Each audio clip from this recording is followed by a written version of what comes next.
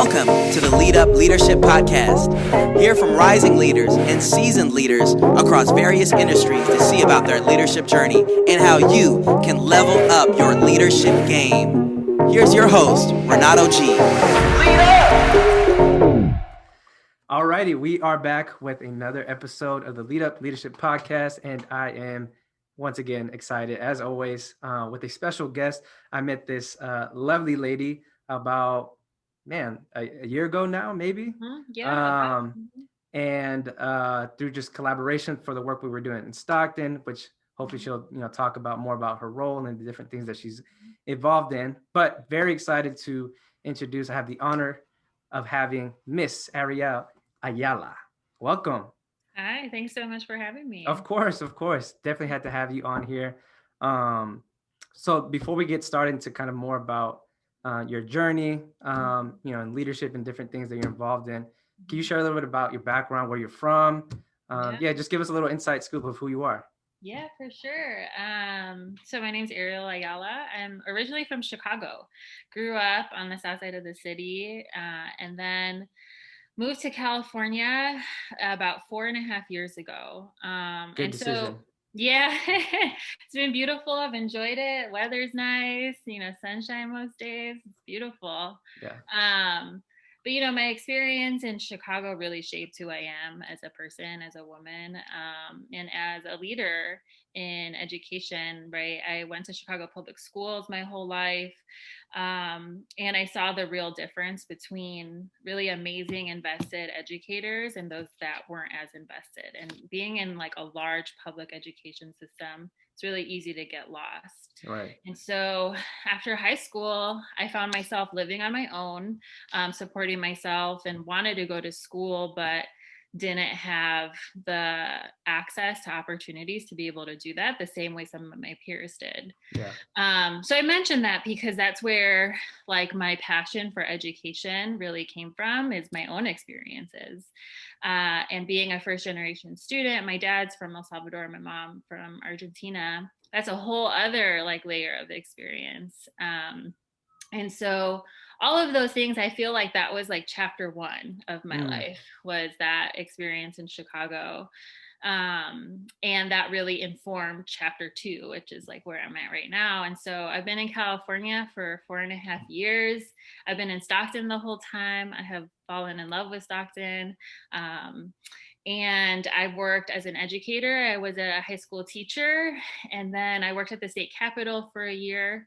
I worked for an assembly member, and now I do this community service work where we'll talk more about it, I'm sure. Yep. Collaborate with different folks. And so I know that's more of my professional than personal, but feel free to ask me any questions. Yeah, for sure. Oh yeah, I will. Okay. So let's go back to the education piece, which is huge. I think similar to me, and maybe for a lot of folks that we're connected with, a lot of our experiences has led us just, ironically down this path of education and giving back and serving and paying it forward for others. And you ended up teaching in Stockton for another service program called Teach for America. Talk to me about that journey. What was that experience like? What did you learn from that? Because I've met a lot of people that have gone through TFA, a little bit of, with like a lot of things, you hear some good stuff and you hear some not so good stuff. So, but want to hear from you just how that experience was for you and what did you learn from that? Yeah.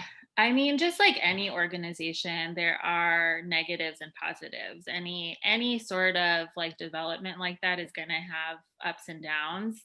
It is incredibly challenging to be a teacher. Shout out to all of the teachers, all of the educators. Y'all are doing amazing work. It is so difficult. And so that in itself is a really difficult job. And then being an AmeriCorps member, you have certain requirements, right? You have to check in with a coach. You have to provide updates. You have to show your progress. So it is an added layer of responsibility. So that is tough. And a lot of folks move out like I did, out of their own city. So that's tough, right? As an adult starting over somewhere new. So there are lots of layers to the challenges. And any organization that's like national and trickles down to like local levels will have like varying degrees of success or not success Mm-hmm. across the country.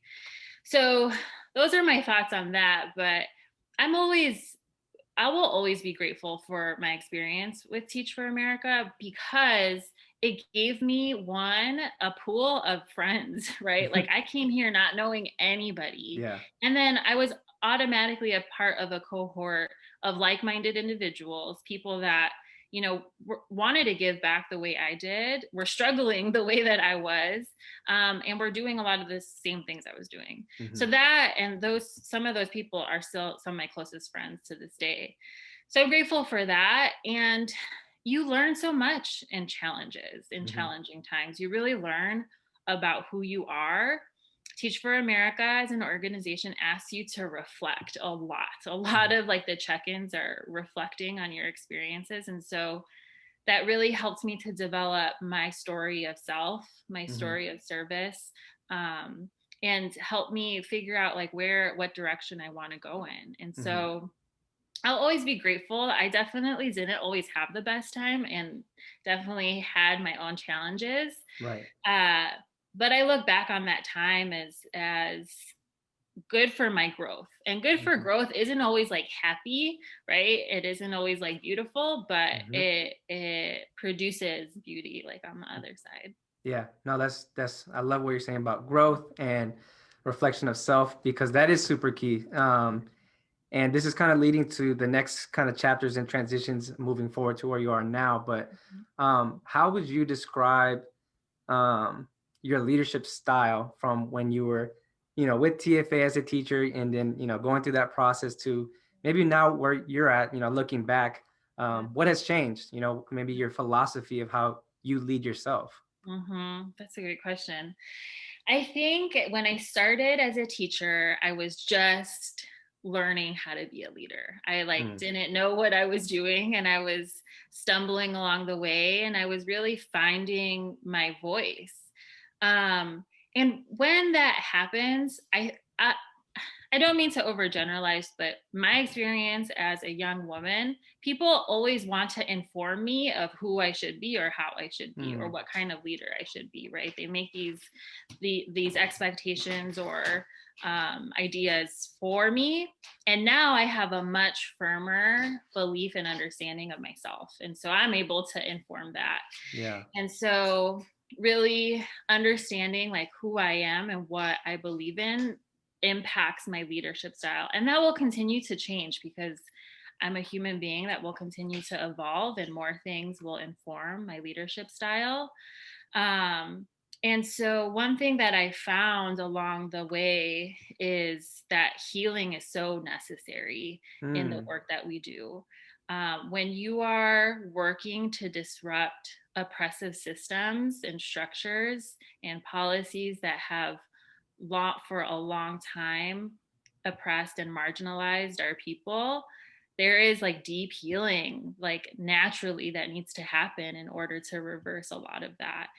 And so at first I've always felt like healing is something that's really important to me, and I try to bring up like in my personal spaces. And it's taken some time, and I'm still developing it, but bringing that into professional spaces I think is also really necessary. And so that's one thing that has evolved and changed, and I'm sure will continue to change, that wasn't there in the beginning. And I wish it was, because dang, if anyone needs it, like kids, right? Kids need it. Right. Need it. But that, yeah, it's something I've learned and I'm continuing to learn. That's great. That's great. That's huge. Definitely. I mean, especially when you're serving young people, on a daily basis as a teacher and educator, it's like the opportunities are always available, right? Yeah. And even now, right, in your role, when I got to meet you last year, and the things that you and Sonali, right, were starting and working with the different groups. Let's talk about a little bit more about Stockton Service Corps, right? Yeah. And kind of your role and kind of what you learned in this past year in that new role, because I know that was from what I remember was a transition as well, right? You mentioned the assembly, and then so talk to me a little bit about that. Yeah. So just to talk about like that path. So I started in the classroom. Right. saw that there was a real need for policy change. I can talk about that more later. Worked in the assembly, and that's incredible, amazing work. And it is a little removed, right, from the community that you're serving. And so I really wanted to get back to somewhere that's closer to on the ground. And so this is kind of a good middle ground, is what I found. So I don't provide direct services, but I help organizations that do. So Stockton Service Corps is a unique place-based initiative.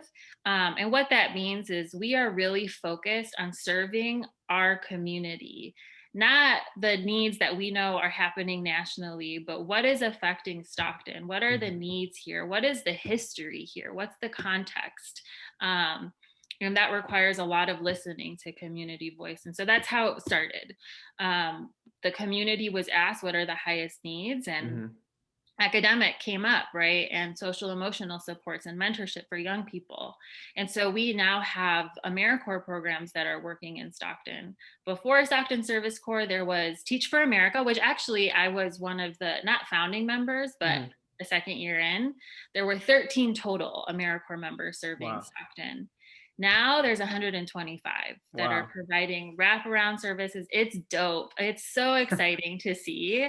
But providing mentorship, academic support, social emotional support, access to college, to academic support for first generation students. Amazing, amazing work.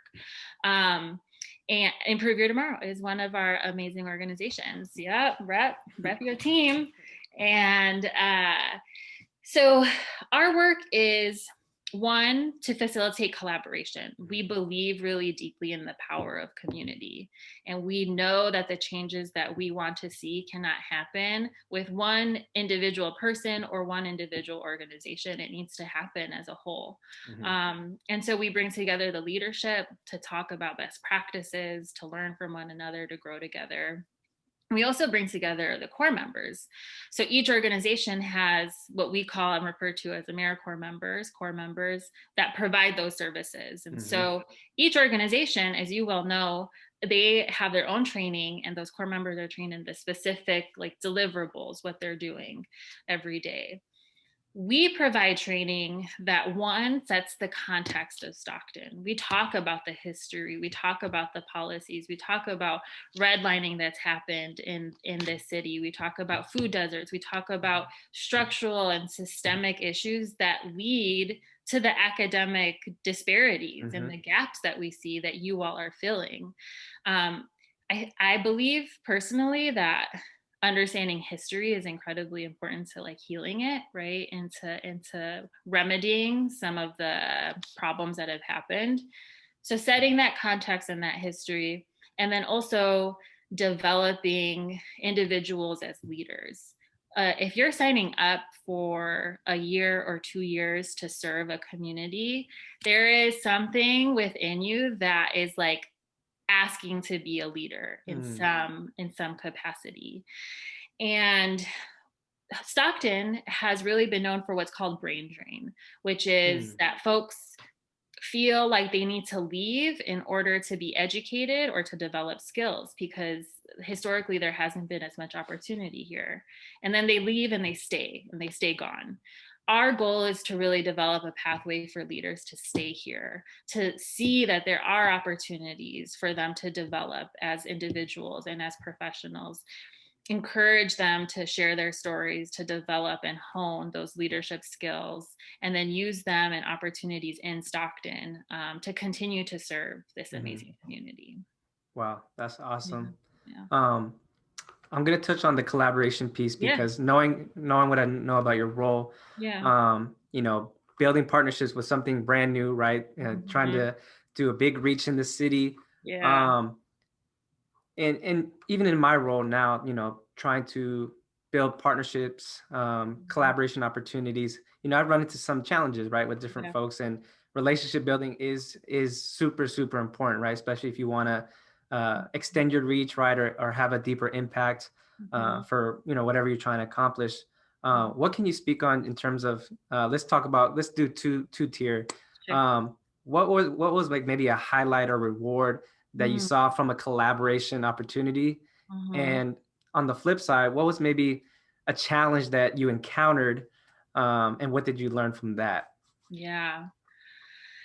I'll start. Okay, so I'll start with the highlight, just because that came to mind as you were talking. So there was one opportunity. We provide this programming that I was talking about, that develops leaders, and we also provided days of service, which were opportunities for folks to serve the community outside of the regular work that they do, just to show them other opportunities to engage.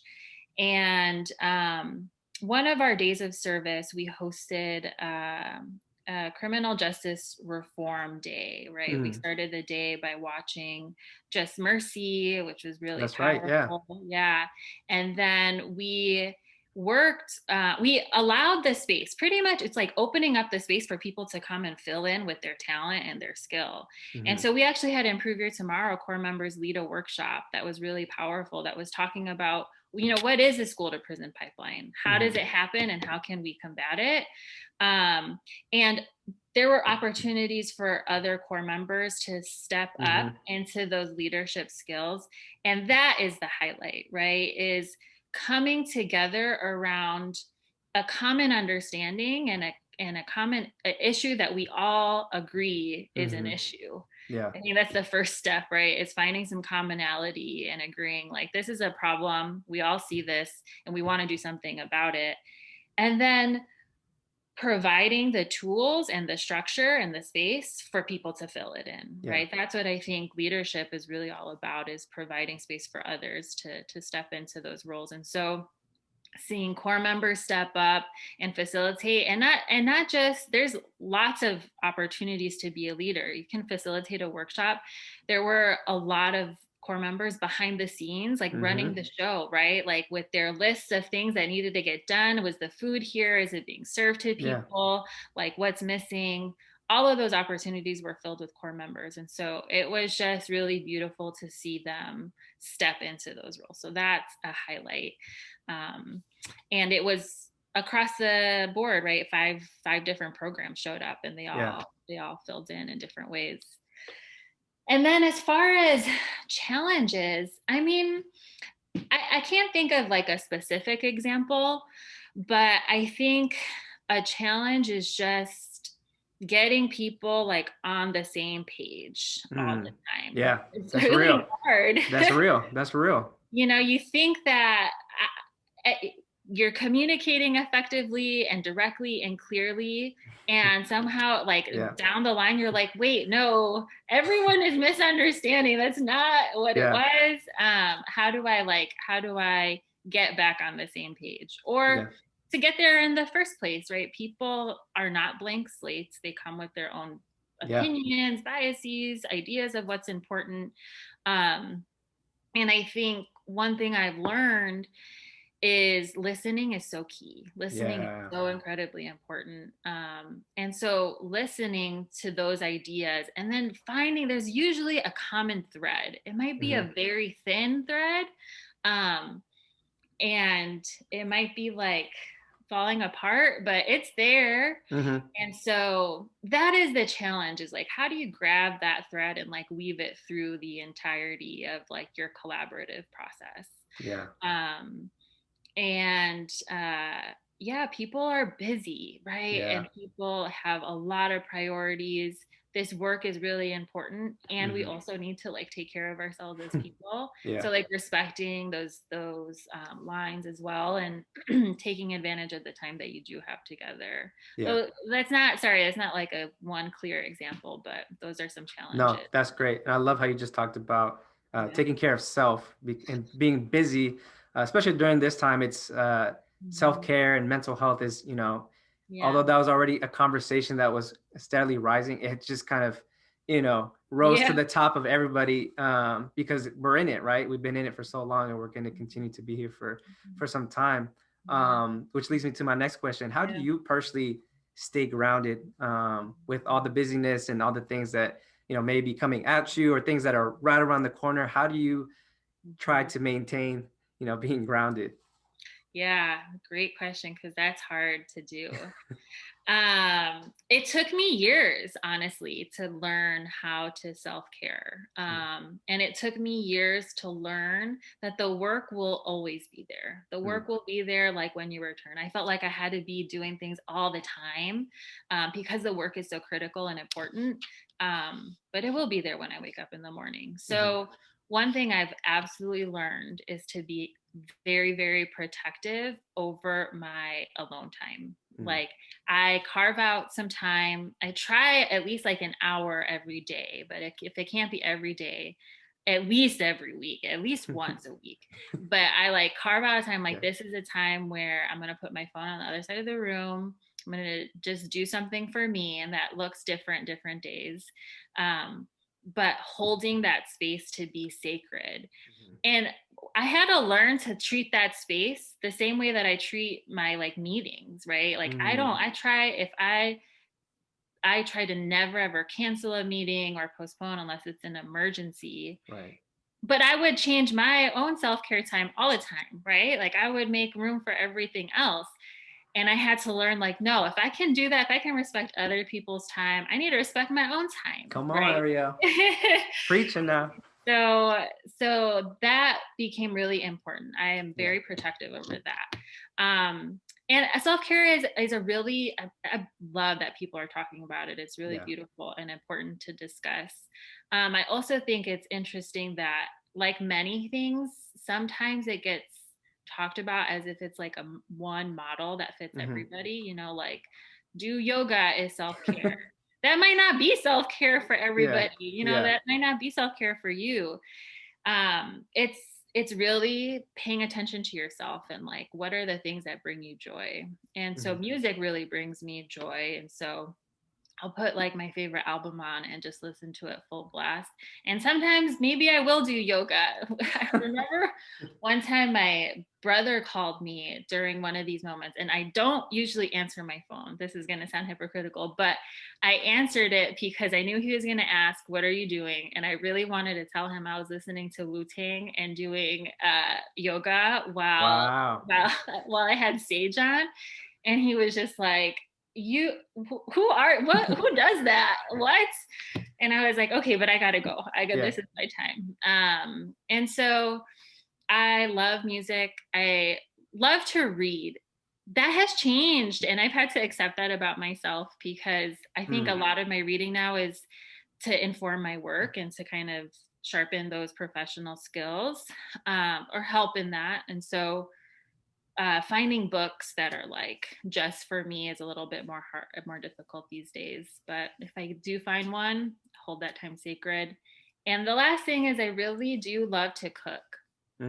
So I think a lot about decolonizing the diet, which is a really interesting, it's a new chapter for me. Explain, yes. And so I feel very rooted in like my Salvadorian identity and connected to my ancestors. And I think it's really important to honor them. And one way that I do that is think about like the food that they ate and like what gave them energy. And conversely, like the food that colonizers brought to our people, right? And how that has affected us in a lot of different ways, including like addiction, health issues, right? Because of sugar and butter and like fats that are not healthy for us and don't do anything for us, but make us highly addicted to it. And I've tried a lot of different diets, in the sense of not like trying to lose weight, but different ways of eating. I gotta find a new word for that. And just thinking about, what did my ancestors eat, and will that give me like their power and their energy? And so trying to find old recipes and just experiment, and then paying attention to like how that gives me energy or not gives me energy. It's been kind of fun. I'm able to do that more in quarantine now because I'm more at home. So it's kind of a new thing for me. But that's been fun too. So we got Wu-Tang while doing yoga, sage, and decolon. Yeah. Okay, that's 4 steps to a very To good self-care. self-care. Exactly. Right. That's awesome. That's awesome. I'll Yeah. have to definitely look into that a little bit more. Yeah. As we kind of start landing the plane, Yeah. I'm curious, what's next for you in terms of your leadership development? What projects or things that you can share with us? That you're, yeah. Yeah. I'm always looking to just support like good work that's happening. So one thing that I'm working on right now is I'm actually helping to develop a curriculum for K through fourth grade summer school around the environment, right? Mm, And specifically for Stockton students. And so I'm just starting that, and it's to support the larger like summer school initiative. But I like to get my hands on opportunities like that because hmm. I can invest like my ideas of healing Right. and understanding and connection, the importance of connection to the earth, especially for a community that is mostly like has indigenous ancestors, right? Like Hmm. I think it's important for us to recognize that and honor that. Um, and so it's been pretty cool thinking about like how in a city like Stockton, often kids don't get to connect with their own land, their earth, and Mm, the beauty that's around them. Coming from Chicago, it's really, yeah. it was so eye-opening to see the amazing beauty that surrounds us. Yeah. And yet it is still so out of reach for people that live here. It's insane. And so being able to think about all of those things and provide that access has been really exciting. So that's one thing. And then on the other end of the spectrum, I'm a part of this fellowship at the current moment that is focused on bridging the generational gap. Mm, So thinking about how to pair older generation with younger generation so that we are sharing our resources and our knowledge with each other. um, there is some statistic, I think there are like more 65 plus year olds right now than there ever has been before, hmm. and it's like the biggest untapped resource Wow. that we have. And so I'm doing that. It's a new area for me. Yeah. I've mostly worked with young people Right. exclusively as a teacher, but it's been really illuminating, and I'm excited to see what we come up with. Okay. Is this a 1 year fellowship program or? Mm-hmm, yeah, 11 months, but yeah, Okay. about a year. Gotcha. That's Yeah. awesome. That's Mm-hmm. awesome. Yeah. Bridging the generational gap. Yep, yep, Got it. the Okay. generational Okay. divide or gap, yeah. Gotcha. Mhm. Awesome. And I've ended the last couple episodes with this statement. So I'm wondering if you can help me out here. So Yeah. every leader needs this. Oh, wow. Deep. Let me think.